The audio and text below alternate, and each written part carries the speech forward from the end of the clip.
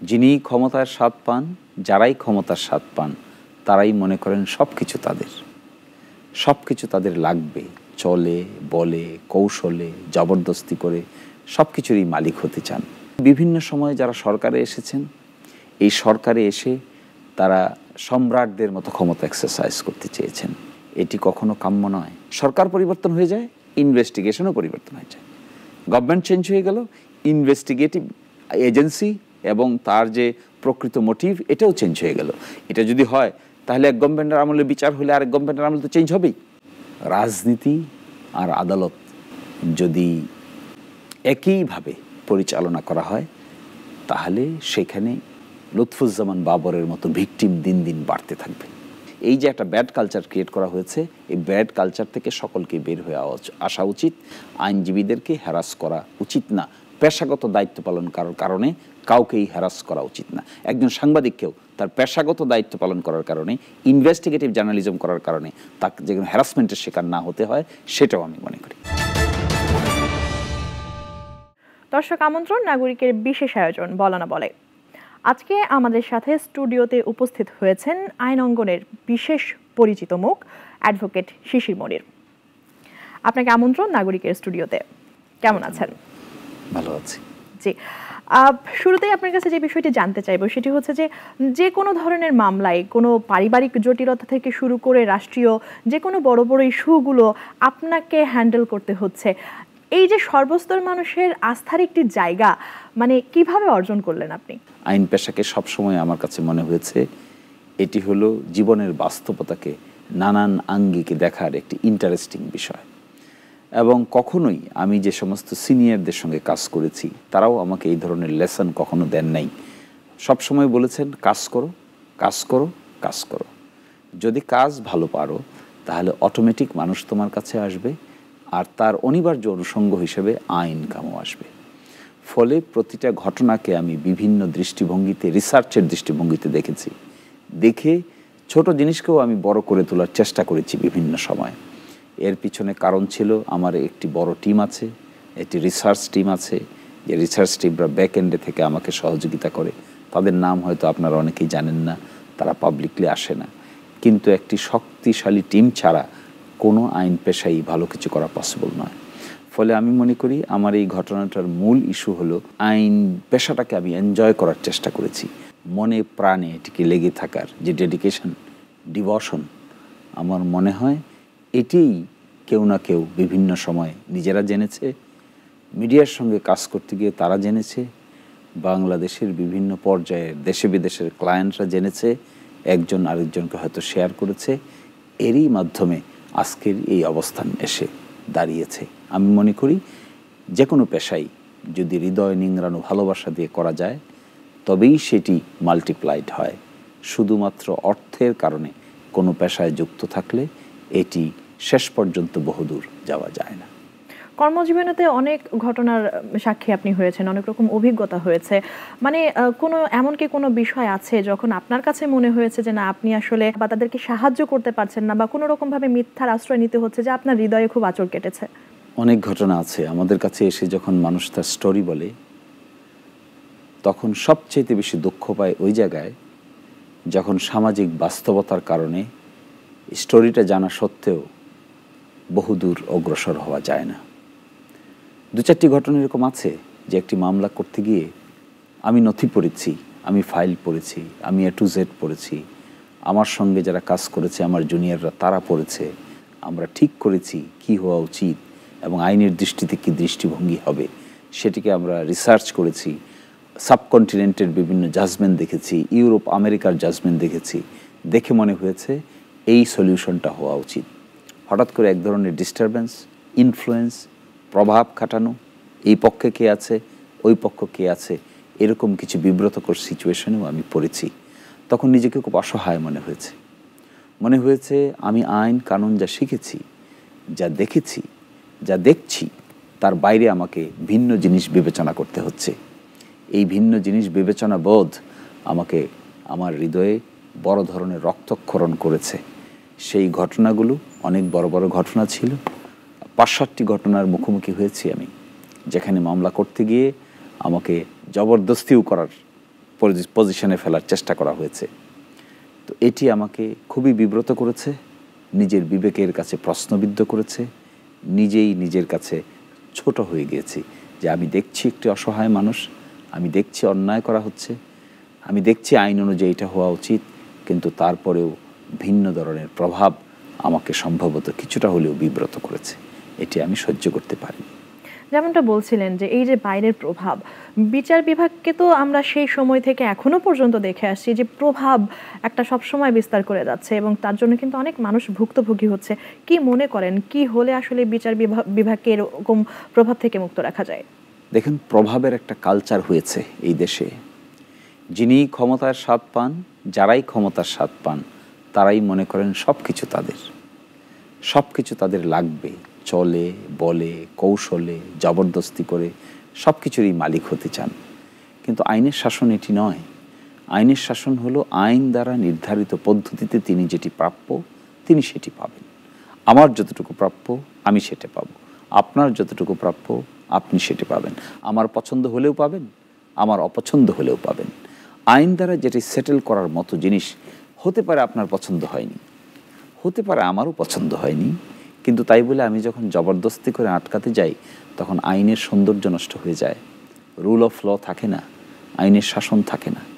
এটি বিভিন্ন সময়ে যারা সরকারে এসেছেন, এই সরকারে এসে তারা সম্রাটদের মতো ক্ষমতা এক্সারসাইজ করতে চেয়েছেন। এটি কখনো কাম্য নয়। এখানে বিচারক নিয়োগ দেওয়ার যে প্রক্রিয়া উচ্চ আদালতে, আমি মনে করি প্রক্রিয়াটিও সঠিক নয়। পরিবর্তিত পরিস্থিতিতে সেই বিষয়টাকে কেমন দেখছেন যদি গত 8 মাসের কথা জানতে চাই? বিগত 8 মাসে উচ্চ আদালতে দুটি বড় ধরনের ঘটনা ঘটেছে। একটি হলো প্রধান বিচারপতি নতুন করে নিয়োগ হয়েছেন, তার সঙ্গে আপিল বিভাগে কয়েকজন বিচারপতি নিয়োগ হয়েছেন এবং হাইকোর্ট বিভাগে 23 জন বিচারপতিকে নিয়োগ দেওয়া হয়েছে নতুন করে অস্থায়ীভাবে। আমি মনে করি এই যে বিচারক নিয়োগ দেওয়ার ক্ষেত্রে যে বিষয়গুলো নির্মোহভাবে দেখা দরকার, এগুলো যদি দেখা যেত, এরকম ব্যক্তিত্ব খুঁজে বের করা যেত, এরকম পার্সোনালিটি আমরা বের করতে পারতাম, তাহলে সবচাইতে বেশি উপকৃত হতো জনগণ। সেক্ষেত্রে প্রসেসটা আসলে কীরকম হতে পারে? এখন পর্যন্ত যে প্রসেস আছে, নতুন একটি আইন হয়েছে, বিচারক নিয়োগ এর অর্ডিন্যান্স হয়েছে 2025 সালে। এই অর্ডিন্যান্স অনুযায়ী নতুন করে নিয়োগের জন্য একটি প্রক্রিয়া চলছে। এখানে কমিশন গঠন করা হয়েছে, কমিশনে যাচাই বাছাই চলছে। কিন্তু আগের যে নিয়োগটি দেওয়া হয়েছে সেটি দেওয়া হয়েছে পুরনো সিস্টেমে। বর্তমান যে নিয়োগটি দেওয়া হবে বলে কথা হচ্ছে সেটি দেওয়া হবে নতুন সিস্টেমে। ফলে সব কথার মূল কথা কিন্তু ইন্ডিপেন্ডেন্ট মানুষ ছাড়া স্বাধীন সার্বভৌম ক্ষমতা এক্সারসাইজ করার মতো ব্যক্তিত্ব যদি না থাকে তাহলে শুধু সিস্টেম দিয়ে কাজ হবে না। আমি মনে করি এখানে তাদেরকেই বিচারক বানানো উচিত যাদের এই চাপ সহ্য করার ক্ষমতা আছে, তাদেরকেই বিচারক বানানো উচিত যাদের এই ধরনের ব্যক্তিত্ব বোধ আছে, তাদেরকেই বিচারক বানানো উচিত যারা বিচারক হলে পরে আমাদের চোখের সামনে বিচারকের আসনে আসন হলে পরে আমরা সকলেই আশ্বস্ত হতে পারি। তবেই একটি গুণগত পরিবর্তন সম্ভব। বিচার বিভাগীয় আলাদা সচিবালয় গঠন করা জরুরি, কিন্তু বাস্তবতা তো তেমনটি না, যেমনটি বিগত সময়েও ছিল না, বর্তমান সময়েও তো খুব একটা চোখে পড়ছে না। ভবিষ্যৎ কি? বিচারক যারা হন তারা যদি মানুষের সঙ্গে, সরকারের সঙ্গে, রাষ্ট্রের এক্সিকিউটিভের সঙ্গে উঠা বসা করেন তাহলে তো ইন্টিগ্রিটি থাকবে না। এই ইন্টিগ্রিটি বজায় রাখতে গেলে ব্যক্তিত্বই সবার আগে প্রয়োজন। আমার কাছে লেখাপড়া প্রয়োজন, অনেস্ট ইন্টিগ্রিটি প্রয়োজন। তবে এই ধরনের লোক পাওয়া যাবে যাদের চোখ সত্যিকার অর্থে অন্ধ থাকবে, আইনের কাছে অন্ধ থাকবে, যারা ব্যক্তি দেখে, পরিবেশ দেখে, অবস্থা বিবেচনায় বিচার করতে চাইবে না। আমার মনে হয় সেই দিনটা যদি আসতো এই দেশে, আসার সূচনা হয়েছে মনে হয়। অতীতেও এরকম ছিল, সেই সময় আমরা ছিলাম না, ওটা আমরা গল্প শুনেছি আমাদের সিনিয়রদের কাছ থেকে, যে হাইকোর্টের বিচারক ফ্ল্যাগ লাগিয়ে রাস্তায় হাঁটছেন। এটিকে শুনে অনেক লোক রাস্তা ছেড়ে দিত। রেসপেক্টের জায়গাটা এরকম ছিল। আমাদের দেশের ডেমোক্রেসি এখনো ম্যাচিওর না। এখানে কয়দিন পরে পরে দেখবেন উত্থান পতন হয়ে যায়, কয়দিন পরে পরে ভূমিকম্প হয়, রাষ্ট্রীয় প্রতিষ্ঠানগুলোর উপর দিয়ে একটা টর্নেডো বয়ে যায়। এগুলো তো কোনো স্বাধীন ডেমোক্রেটিক কালচার নয়। আমরা ইলেকশন, এই দেশে অনেক কিছু হয়েছে, মিলিটারি শাসন হয়েছে, অনেক রাষ্ট্রনায়কদেরকে অনেক রাষ্ট্রের প্রধানদেরকে মেরে ফেলা হয়েছে। সব কিছু করে না করে আমরা 91 সালে এসে একটা চুক্তিবদ্ধ হয়েছিলাম যে আমরা একটা ডেমোক্রেটিক প্রসেসে যাব। 91 সাল গেল, 96 সাল, 96 পরে 2001, 2001-এর পরে 2006, 2008, 2006-7 এসে আবার মিলিটারি ব্যাকড গভর্নমেন্ট এসে গেল। আমরা কিন্তু ইলেকশন করতে পারিনি। আবার দেখেন 14 সালে এসে একটা অ্যাকসেপ্টেড ডেমোক্রেসি হলো না। আবার 18 সালে এসে যা ইচ্ছে তাই করতে চাইলাম। 24 সালে এসে নিজেরাই সব।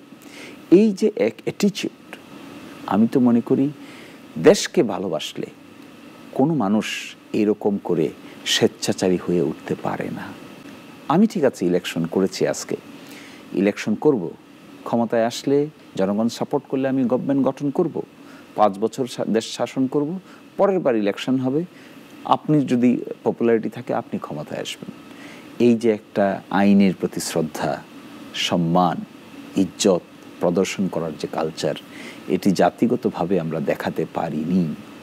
ফলশ্রুতিতে প্রশ্ন আসে, এই দেশে কেন ডেমোক্রেসি এস্টাবলিশ হয় না, কেন ভোটাধিকার নিয়ে সংগ্রাম করে? আমি তো আশ্চর্য হয়ে যাই।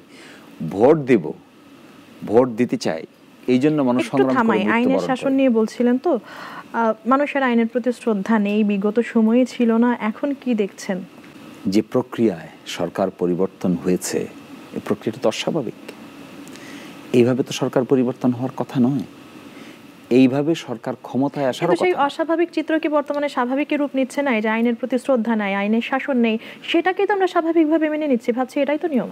না, সেটা নিচ্ছে না। এখন যে প্রক্রিয়ায় সরকারটা গঠন হয়েছে এখনকার সরকার, আর যে প্রক্রিয়ায় যে সরকার বিতাড়িত হয়েছে, তারা যে প্রক্রিয়ায় ক্ষমতায় এসেছিলেন, সেই যে একটা প্রক্রিয়া, এই প্রক্রিয়ার মধ্যে তো একটা দুঃখবোধ আছে।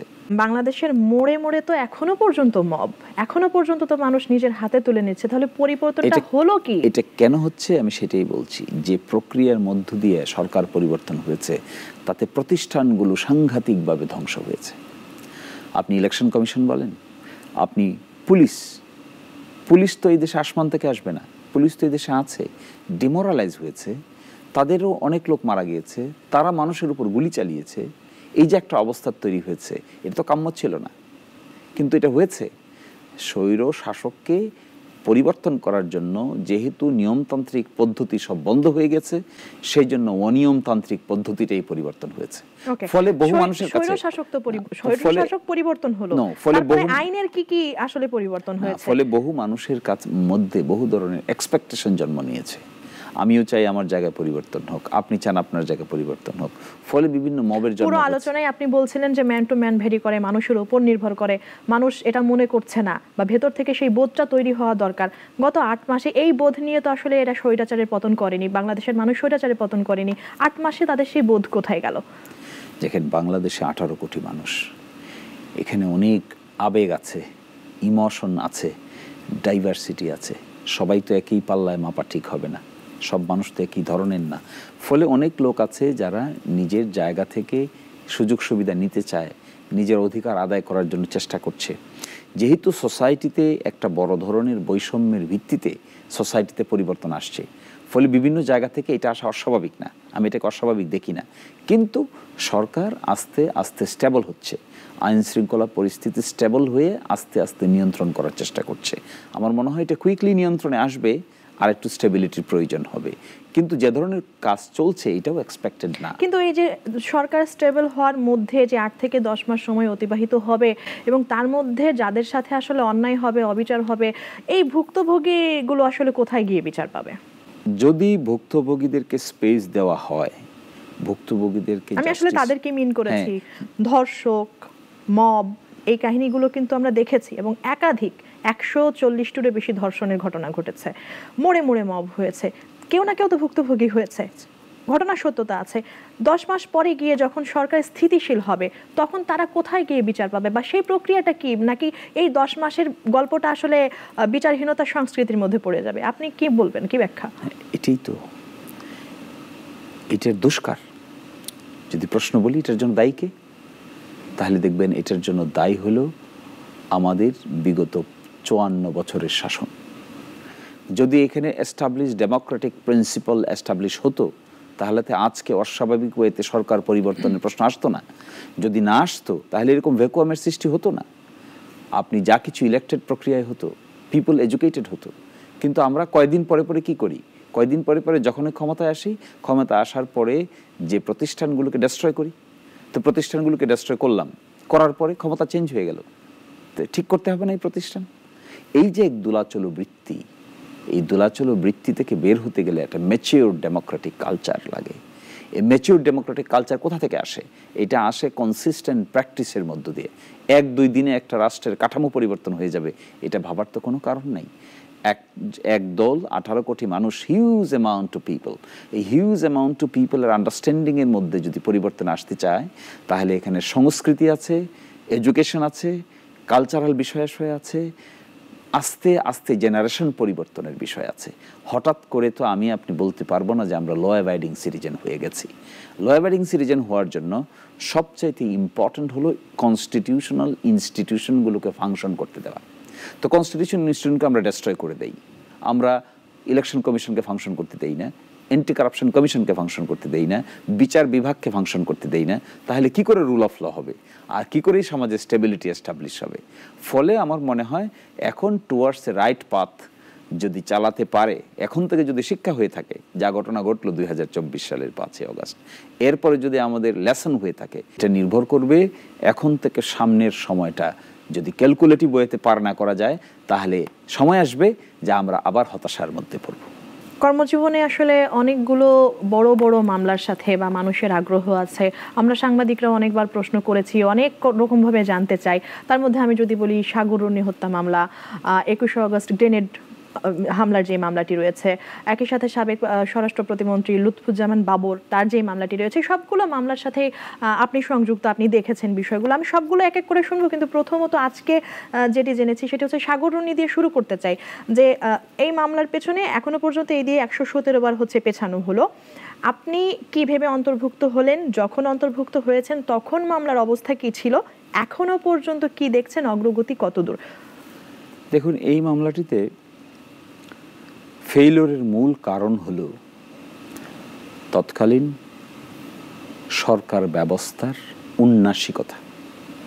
একটি ঘটনা, ক্রিমিনাল কেস ঘটে যাওয়ার সাথে সাথে তার এভিডেন্সেস, তার পারিপার্শ্বিক অবস্থা যা থাকে, সময়ের ব্যবধানে এটি আস্তে আস্তে ডিকে হতে থাকে, ক্ষয় হতে থাকে। ফলে একটা উল্লেখযোগ্য সময় আমরা দেখেছি 11 বছর 12 বছর এইটির তদন্ত করার জন্য যে ধরনের সিনসিয়ারিটি প্রয়োজন, এই ধরনের সিনসিয়ারিটি প্রদর্শন করা হয়নি। আমি এসে অ্যাড হয়েছি পরিবারের আগ্রহের কারণে।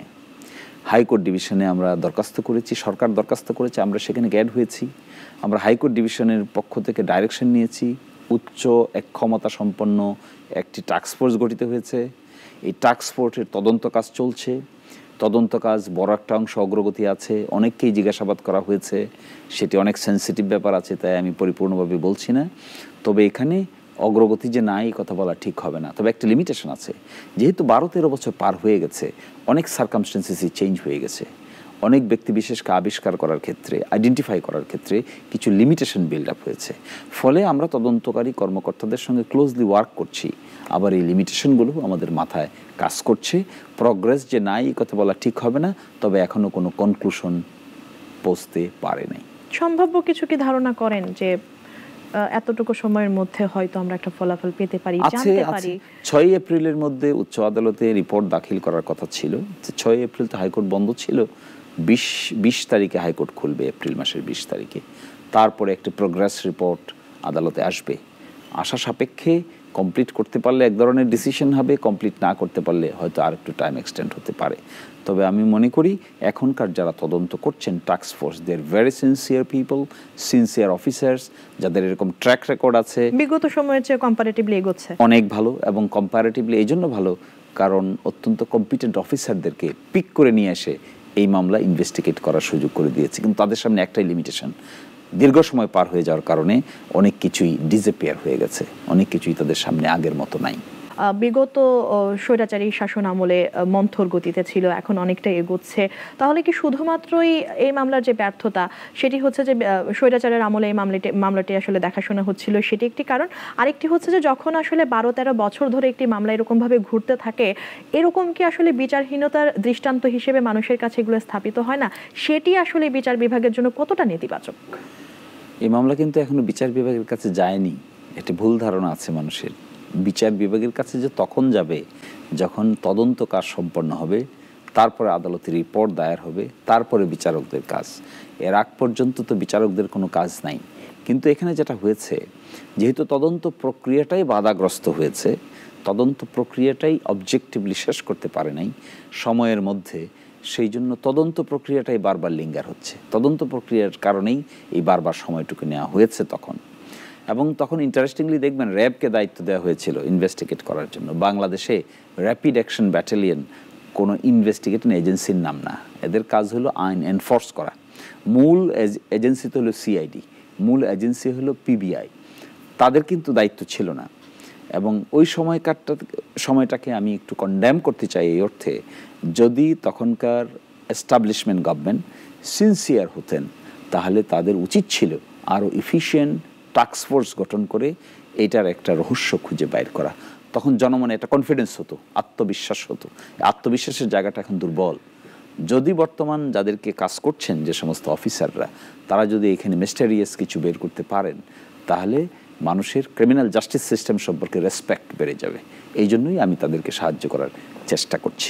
21 আগস্ট গ্রেনেড হামলা মামলার কিছুদিন আগে রায় হলো, সেখানে সিএমএম কোর্টে যারা আসামি ছিলেন, সিএমএম কোর্ট অনেককে মৃত্যুদণ্ড দিল।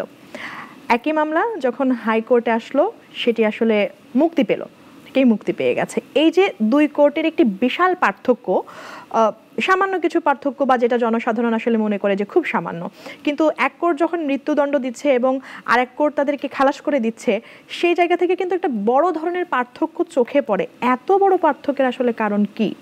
এত বড় পার্থক্যের কারণ হলো, একটি ঘটনা ঘটলে তাকে স্বাধীনভাবে দেখতে না পারা। আমরা দেখি এটাকে একটা পক্ষপাত দুষ্ট চোখ দিয়ে। এই পক্ষপাত দুষ্ট চোখ দিয়ে যখন একটি ঘটনাকে আপনি দেখবেন, তখন আপনি এটিকে নিজের মতো করে ব্যবহার করার চেষ্টা করবেন। এই যে এক ফোকাল পয়েন্ট, এই যে এক দৃষ্টিভঙ্গি ডেভেলপ করেছে এই দেশে, একটি ঘটনা ঘটেছে আমার পক্ষে চাই, একটি ঘটনা ঘটেছে আপনি আপনার পক্ষে চান। কেন? তদন্ত শেষে, তদন্ত করার পরে সাক্ষ্য প্রমাণের ভিত্তিতে আমার পক্ষে তো নাও আসতে পারে, আপনার পক্ষেও তো নাও যেতে পারে। তাহলে এটিকে যে আমরা নিয়ন্ত্রণ করার চেষ্টা করি, ওই নিয়ন্ত্রিত পরিবেশটা যখন চলে যায়, তখন এটা অন্যদিকে চলে যায়। আর নিয়ন্ত্রিত পরিবেশটা যতক্ষণ থাকে, এটা তখন একদিকে থাকে। দেখেন 21 আগস্টের মামলা কি করেছে। 21 আগস্টের মামলায় মুফতি হান্নানকে স্বীকারোক্তিমূলক জবানবন্দি দিতে হয়েছে। তিনি প্রথমবার স্বীকারোক্তিমূলক জবানবন্দি দিয়েছেন যাদের ব্যাপারে সরকার পরিবর্তন হয়ে গেল, আর একটা সরকার আসলো, মুফতি হান্নানকে রিমান্ডে নিয়ে গেল, তাকে টর্চার করা হলো। আবার তিনি সেকেন্ড স্বীকারোক্তিমূলক জবানবন্দি দিলেন। সেকেন্ড স্বীকারোক্তিমূলক জবানবন্দিও তিনি প্রত্যাহার করলেন। প্রথম যেটা দিয়েছিলেন এটাও প্রত্যাহার করেছেন। আমি ইন্টারেস্টিংলি বলি, মুফতি হান্নান যদি এখন জীবিত থাকতেন, তাহলে হয়তো উনি আরেকটা স্বীকারোক্তিমূলক জবানবন্দি দিতেন। এই যে একটা আশ্চর্যজনক কাণ্ড কারখানা। সরকার পরিবর্তন হয়ে যায়, ইনভেস্টিগেশনও পরিবর্তন হয়ে যায়। গভর্নমেন্ট চেঞ্জ হয়ে গেল, ইনভেস্টিগেটিভ এজেন্সি এবং তার যে প্রকৃত মোটিভ, এটাও চেঞ্জ হয়ে গেল। এটা যদি হয়, তাহলে এক গভর্নমেন্টের আমলে বিচার হলে আরেক গভর্নমেন্টের আমলে তো চেঞ্জ হবেই। আপনি ইনভেস্টিগেশনকে আপনি কেন নিয়ন্ত্রণ করতে গেলাম? কেন আমি আমার মতো করে রাজনৈতিক রূপ দিতে গেলাম একটা জিনিসের? রাজনৈতিক রূপ যখন আমি দিব একটা জিনিসকে, রাজনৈতিক পরিবেশ যখন থাকবে না, তখন রূপটা তো উল্টাবে। এই যে এক দোলাচল বৃত্তি, এই দোলাচল বৃত্তি বিচার বিভাগকে সাংঘাতিকভাবে আহত করে। আমি সাংঘাতিকভাবে আহত হই যখন দেখি একজন ন্যায় বিচারক পরিস্থিতির প্রেক্ষাপটকে সামনে রেখে উনি তার মত পরিবর্তন করতে। রাজনীতিকরণের কথা আপনি বলছেন, দেখুন সেই জায়গা থেকে জানতে চাইবো যে তারা খালাস পেয়ে গেল, 21 আগস্ট গ্রেনেড হামলার ঘটনা তো ঘটেছে, রাইট? ঘটেছে তো হ্যাঁ, ঘটনা যখন ঘটে থাকে নিশ্চয়ই কেউ ঘটিয়েছে। যখন এত সংখ্যক আসামি আসলে খালাস পেয়ে যাচ্ছে, নিশ্চয়ই কেউ না কেউ সেখানে তো দোষী। কিন্তু এই যে প্রকৃত দোষী বা ঘটনাটি কারা ঘটালো, এদেরকে খুঁজে বের করার দায়টি আসলে কার? রাষ্ট্রের।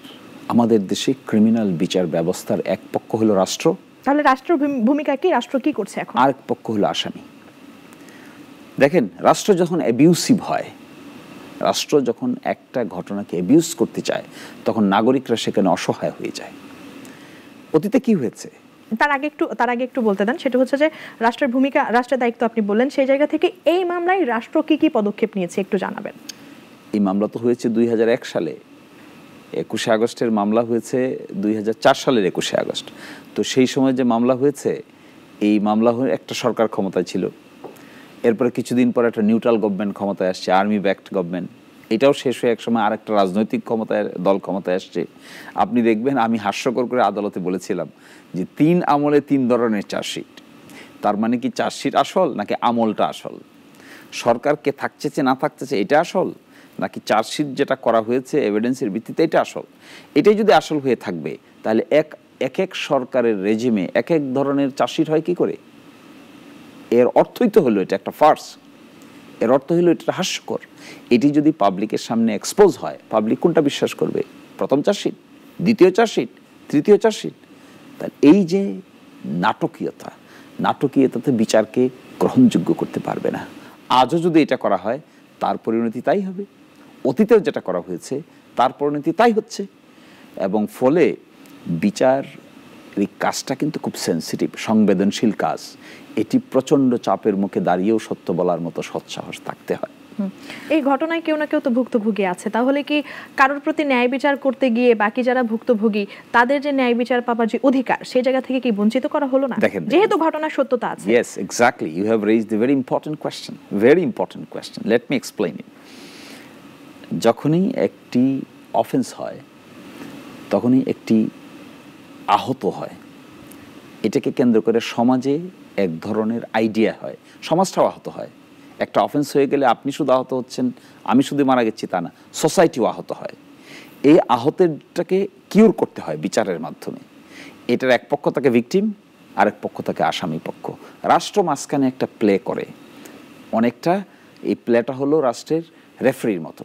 সে তাকে দেখতে হয় ভিকটিমদের প্রতিও যেন ন্যায় বিচার হচ্ছে, আবার তাকে দেখতে হয় আসামিদের প্রতিও যেন অন্যায় না হচ্ছে। যখন একটা সাইড আপনি নিয়ে নেবেন, আরেকটা সাইড অটোমেটিক্যালি ইনজার্ড হবে।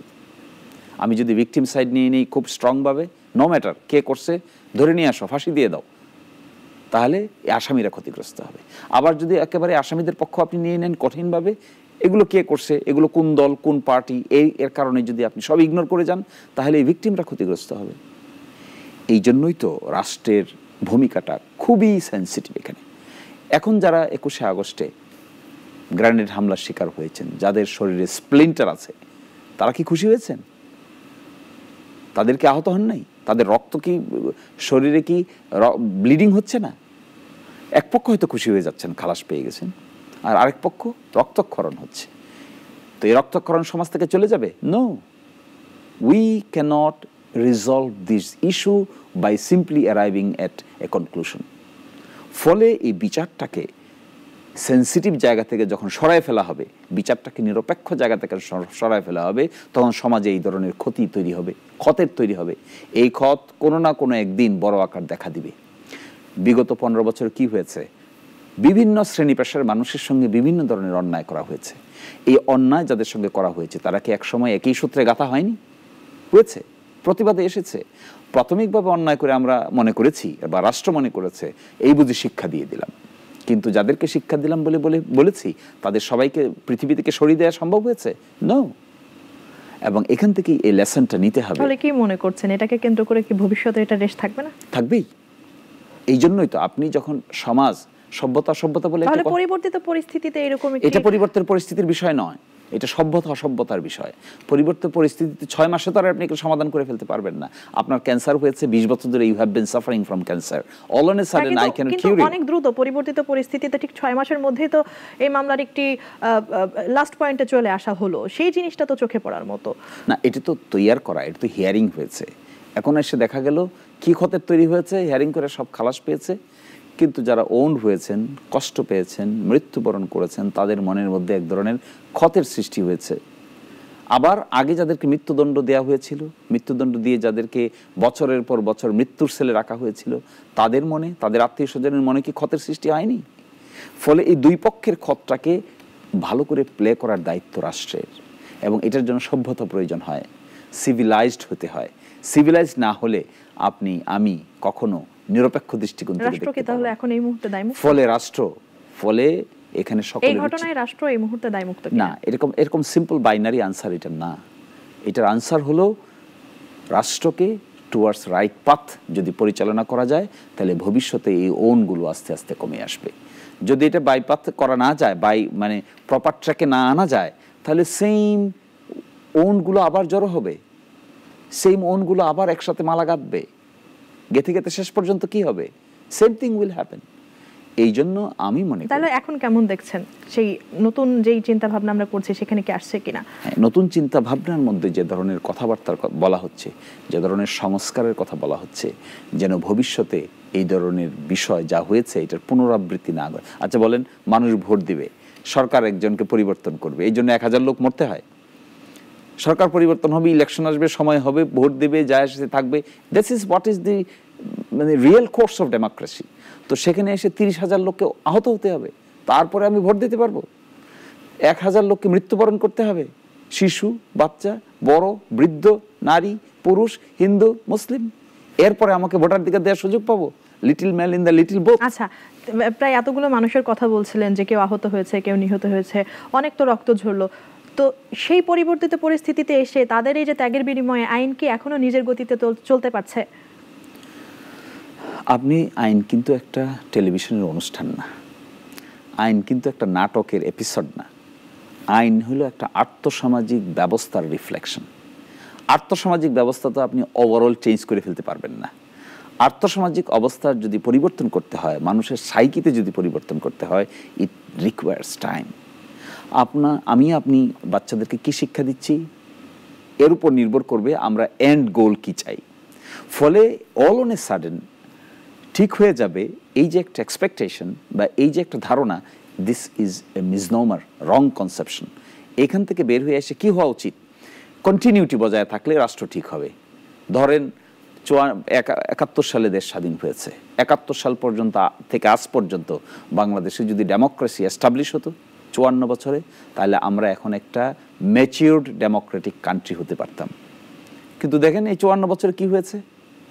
কাটা ছেঁড়া, উত্থান পতন, মেরে ফেলো, কেটে ফেলো, যে যখন পারো রাষ্ট্র দখল করো। 54 বছরের ঘটনা আমরা জানি।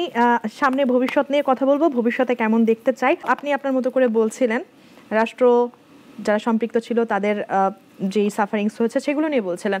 আমি একটি মানে পরিচিত এবং সবার আকাঙ্ক্ষার একটি জায়গা জানতে চাইবে, সেটি হচ্ছে যে জনাব তারেক রহমানের যেই সংশ্লিষ্টতা বা এই মুহূর্তে বাংলাদেশে তার যেই জনপ্রিয়তা, সেই জায়গা থেকে তিনি এখনো পর্যন্ত দেশে আসছেন না, কোনো রকম আইনি জটিলতা আছে কিনা বা কোনো রকম নিরাপত্তা ঝুঁকি কিনা?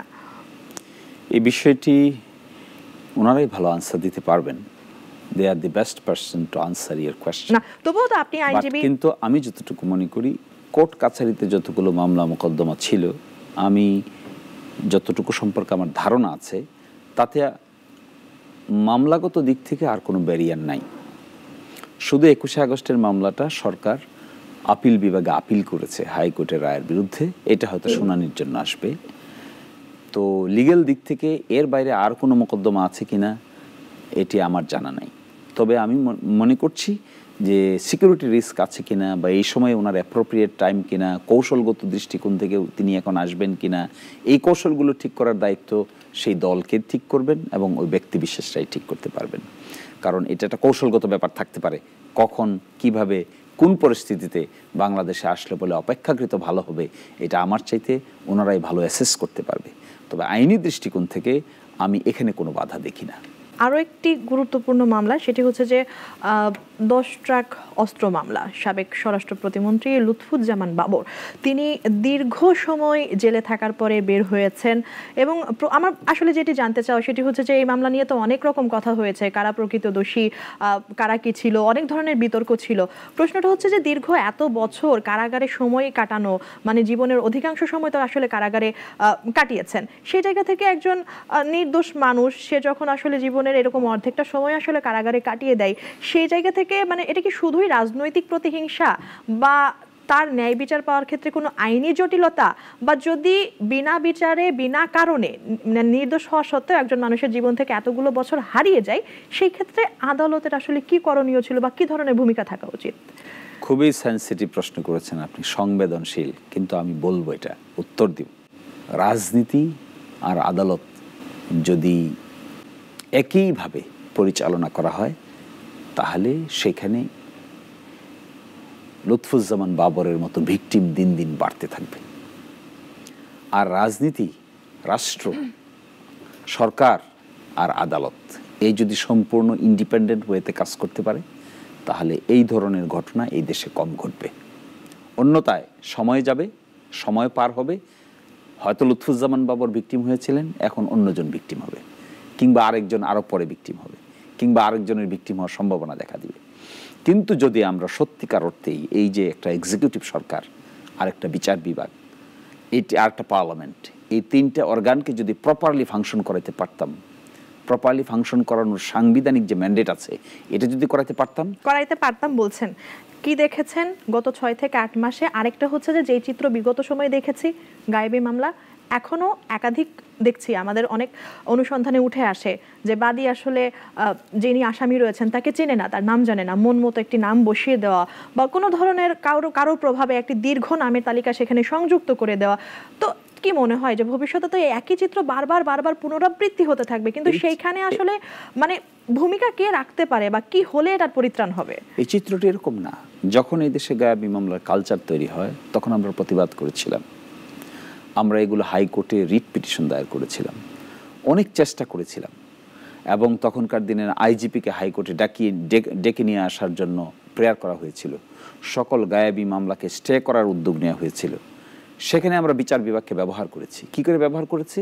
আমরা একটি সিনিয়র বেঞ্চে গেলাম, সিনিয়র বেঞ্চে গেলে পরে দুই বিচারক দুই ধরনের, প্রথম দিন বললেন যে না, এটা হতে পারে না। খন্দকার মাহবুব হোসেনের মতো সিনিয়র আইনজীবী সেই মামলার আসামি হলেন, ডক্টর কামাল হোসেন সেই মামলা মুভ করলেন, আমরা পিছনে বসেছিলাম। সেখানে বিচারপতিরা প্রথম দিন রাজি হলেন যে ঠিক আছে, রুল দেয়া হবে এবং তদন্ত করে কোন মামলার কি হালত এটা হাইকোর্টে সাবমিট করার অর্ডার দেওয়া হবে। পরের দিন এসে জুনিয়র বিচারপতি চেঞ্জ হয়ে গেলেন, দুইজন দুই দিকে রায় দিয়ে দিলেন। সুপ্রিম কোর্টে চিফ জাস্টিসের কাছে গেল, চিফ জাস্টিস তৃতীয় ব্যক্তির কাছে পাঠালেন, তৃতীয় জজ এসে দ্বিতীয় জজের সঙ্গে একমত হয়ে গেলেন। এর মানে রুল হবে না, এর মানে গায়েবী মামলা যাচাই বাছাই হবে না, রাস্তাটা ব্লক করে দেওয়া হলো। তো এই যে বিচার বিভাগকে ব্যবহার করা হলো, এখানে যদি বিচার বিভাগ একটা স্ট্রং ভূমিকা নিত, কি নো গায়েবী মামলা, বাংলাদেশের ইন্সপেক্টর জেনারেল পুলিশকে যদি একটা ইনস্ট্রাকশন দেওয়া হতো যে আপনি এতদিনের মধ্যে বাংলাদেশে এই গায়েবী মামলা যা হয়েছে তার রিপোর্ট সাবমিট করেন, তাহলে একটা চেকস অ্যান্ড ব্যালেন্সের মধ্যে, ওই যে আমরা বললাম, ওই যে রাজনীতি কোন লাইনে আছে, এই লাইনে যদি আপনি বিচার বিভাগকে ব্যবহার করতে চান তাহলে রেজাল্ট এই জিরোই হবে। আর যদি রাজনীতির মতো চলো, বিচার বিভাগকে ইন্ডিপেন্ডেন্টলি ফাংশন করতে দেন, তাহলে দেখবেন এখানে একটা চেকস অ্যান্ড ব্যালেন্স, এটাই সমাধান। এবং পৃথিবীর সব উন্নত রাষ্ট্রে this is the mechanism. Trump order দিচ্ছে, আমেরিকান সুপ্রিম কোর্ট স্টে করে দিচ্ছে, প্রেসিডেন্ট অর্ডার দিচ্ছে, আমেরিকান সুপ্রিম কোর্ট পরদিন সকালবেলা স্টে করে দিচ্ছে, ট্রাম্পের আর কিছুই করার থাকছে না। If it is so, that is what is an established Democratic culture, we want ইট।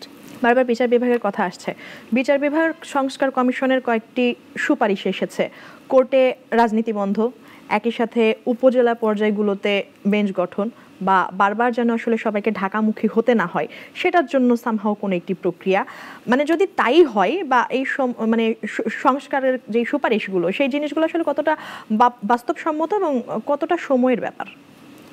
এটা সময় সাপেক্ষ কিন্তু বাস্তবসম্মত। এখনই বাস্তবসম্মত না, ধীরে ধীরে বাস্তবসম্মত।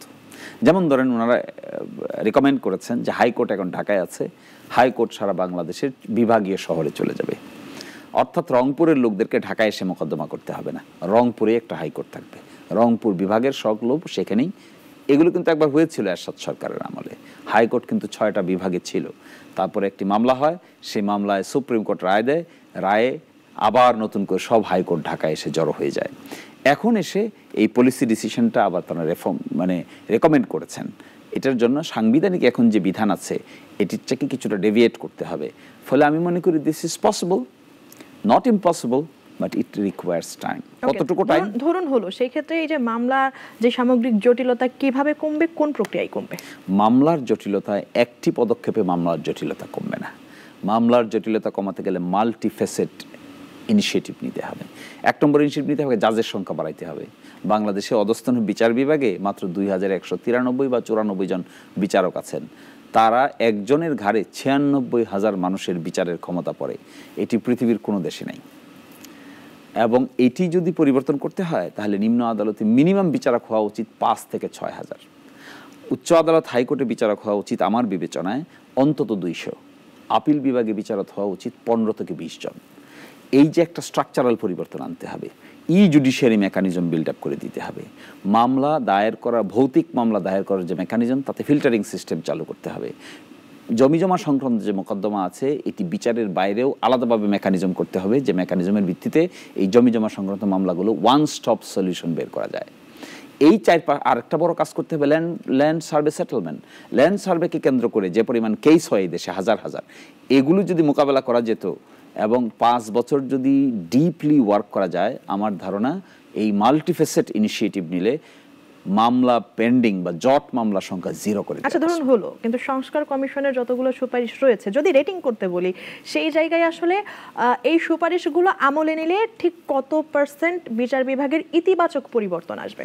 এগুলো যদি আমলে নেওয়া যায় তাহলে 70-80% ইতিবাচক আমলে হবে। কিন্তু এটা আমলে নিলেই তো হবে না, ইমপ্লিমেন্টেশনের ফেজ আউট করতে হবে। কিছু আছে শর্ট টার্ম, কিছু আছে লং টার্ম। শর্ট টার্মগুলো শর্ট টার্মে করা পসিবল, লং টার্মগুলো গ্র্যাজুয়ালি। আগে তো বলতে যে আইন আছে, আইনের অনেক ফাঁকফোকর থেকে যায়, নতুন সুপারিশের মাধ্যমে কি সেই ফাঁকফোকরের রাস্তাটা বন্ধ হবে? না, আইনের ফাঁকফোকর পৃথিবীর কোথাও বন্ধ হয় না। এটা একটা রং আইডিয়া। মানুষের বিচার কিন্তু এটা কিন্তু খোদার বিচার না, আল্লাহর বিচার না। মানুষের বিচারে ইফ এবং বাট থাকবেই, পৃথিবীর সব জায়গায় আছে। ক্যাপাসিটি যদি আপনার ভালো থাকে, আপনি ভালো ক্রস এক্সামিন করতে পারবেন। ক্যাপাসিটি যদি খারাপ থাকে, আপনি ভালো ক্রস এক্সামিন করতে পারবেন না। তাই বলে কারো কোয়ালিটি ভালো, এটাকে তো আপনি ঈর্ষা করার কিছু নেই। আপনি journalist, you are a good presenter, আরেকজন নট এ গুড প্রেজেন্টার।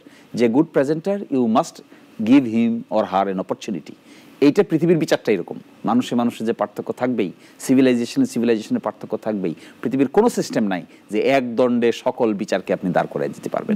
ফলে ফাঁকফোকর থাকবে, এটিকে ফাঁকফোকরটাকে ইফিশিয়েন্টলি ম্যানেজ করতে হবে। জি, কোর্ট নিয়ে কথা বলছিলাম, একেবারেই শুধুমাত্র একজন আইনজীবী হিসেবে উত্তর দিবেন। সেটি হচ্ছে যে সম্প্রতি একযোগে, যদি সংখ্যাটা 84 সম্ভবত হবে, আপনার ভালো জানার কথা, একযোগে 84 জন আইনজীবীকে অগ্রিম জামিন না মঞ্জুর করে কারাগারে প্রেরণ করা, একজন আইনজীবী হিসেবে বিষয়টিকে আপনি কিভাবে মূল্যায়ন করেন? আমি একটু পিছুকে মূল্যায়ন করি। এই কালচারটা এই দেশে ছিল না। আইনজীবীদেরকে এইভাবে পলিটিক্যাল কারণে হ্যারাস করা হতো না। কিন্তু আমরা দেখেছি অতীতেও আইনজীবীদেরকে, ইভেন আইনজীবী নেতাদেরকে ড্র্যাগিং করে, জোর করে জেলে নিয়ে যাওয়া হয়েছে। এই যে এক কালচার ক্রিয়েট হয়েছে, তখনও আমরা প্রতিবাদ করেছি। এখনও আমি মনে করি এই যে একটা ব্যাড কালচার ক্রিয়েট করা হয়েছে, এই ব্যাড কালচার থেকে সকলকে বের হয়ে আসা উচিত। আইনজীবীদেরকে হ্যারাস করা উচিত না। পেশাগত দায়িত্ব পালন করার কারণে কাউকেই হ্যারাস করা উচিত না। একজন সাংবাদিককেও তার পেশাগত দায়িত্ব পালন করার কারণে, ইনভেস্টিগেটিভ জার্নালিজম করার কারণে তাকে যেন হ্যারাসমেন্টের শিকার না হতে হয়, সেটাও আমি মনে করি। সময় সীমিত, একেবারেই শেষ সময় একটি প্রশ্ন করব। সেটি হচ্ছে যে একটু বড় দল জামায়াতের নিবন্ধন বাতিল হলো এবং ক্ষমতার পট পরিবর্তনের পরেও সেই নিবন্ধন যখন আসলে ফেরাতে আসলে জটিলতাগুলো কোথায়, মানে কি কি আসলে দেখছেন?